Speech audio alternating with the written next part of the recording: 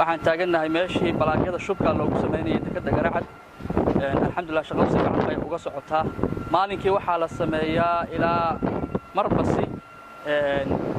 ilaa shalo waxa la sameeyay oo 40 balaag baa la sameeyay dhowr boqol oo xabo baan hadda yahay insha Allah halkan ayaa lagu sameeyaa iyagoo saysas kala duwan 9 tan 12 tan iyo 15 tan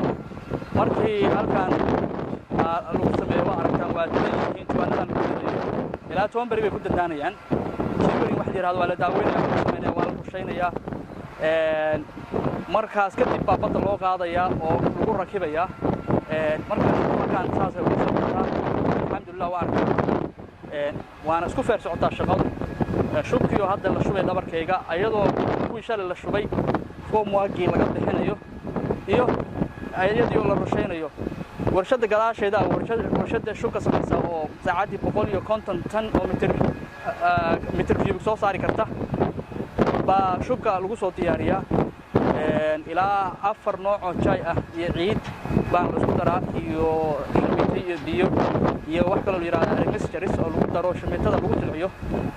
karaasharkana asna waa shaqeynaya 350 tan ayuu saacad soo saari karaa 350 tan oo material ah oo noocyadiisa kala duwan ah jaayga noocyadiisa kala duwan alxamdulillah ilaahay mahadiis weeye shaqadu si xawli ayay noogu socotaa